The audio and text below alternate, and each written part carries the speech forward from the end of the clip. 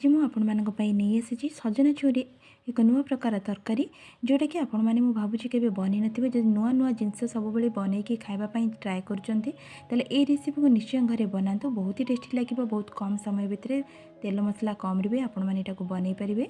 नमस्कार दर्शक बंधु आपण मानक इप्सिता किचन में अनेक अनेक स्वागत। तेज चलतु आज रेसिपी स्टार्ट करवा। ये देखूँ 5टी सजना छुई को चोपा छोड़े मीडियम पीसेस काटिक पानी में पकईकि रखी 3 चामच नड़िया कोरा 3 चामच धला सोरिष और 3टी कंचा लंका को नहीं धला सोरिष जगह आपण मैंने पोस्तक भी नहीं पारे कला सोरिष भी आपण मैंने बन पारे 3 चामच दही को नहीं गोटे मीडियम साइज्र पिज भुर्सुंग पत्र और 6 ରୁ 7 कोला रसुण को ये छेचिकी रखी मिक्सिंग जार नहीं जावा से सोरिष और कंचा लंका को देदेबा नड़िया कोरा को देदेबा दही को भल से एमती चामच साइज टे फेंटिकी नहीं जाए तापर मिक्सिंग जार देदेबा अल्प पानी देकी ताको भल से पेस्ट कर नहीं आसवा। एबे देखो मु पेस्ट करके नहीं आसिली गैस रे सेपटे करी बसी से मु पानी को दे दूची से आमे सजना छुई को देदेबा। सजना छुई को प्रथम आमे सिझेबा। ये देखो स्वाद अनुसार लुण को दे दूची गोटे चामच हलदी गुंड को देकी ताको भल से मिसई नौची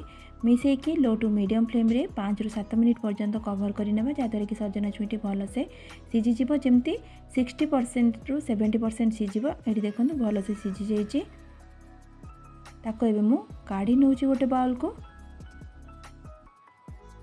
एबे देखो मुझे काढ़ी नेली सेम कड़ाई आम तेल को देदेबा।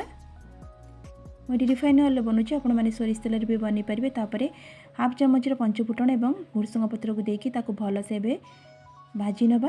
भाजी सारापर छेचिकी रखि रसुण को ये देदेबा। रसुण टी गोल्डन कलर है पर्यंत भाजवा। देखो रसुण कलर पूरा चेंज हो गला रसुण भी भाजी होगा पियाज को देदेबा। आपण मैंने बिना पियाज रसुण भी यहाँ बन पारे रसुण और पियाज को स्किप करके ये आप मसला ऐड करेंगे।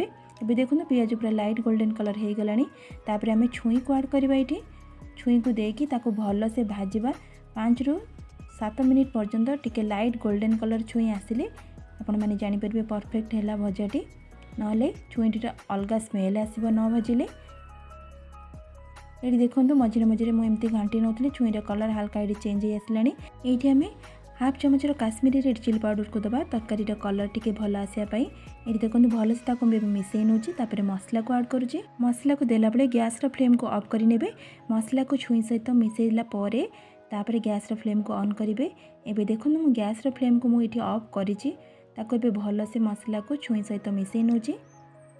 एबे आमे गैस फ्लेम को ऑन करी नबा।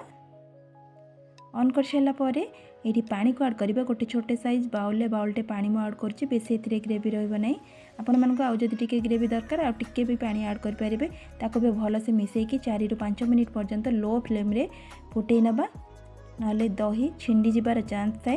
ये देखो 4 ରୁ 5 मिनिट परफेक्ट हो गला ताले हमर तरकारी रेडी हो गला।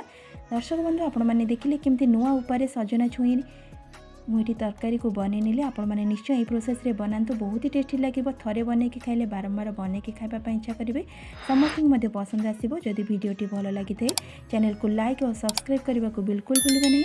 ताले आज रोचे पुणी आसबि नेक्स्ट वीडियो रे किछि नुआ रेसिपी नहीं। नमस्कार।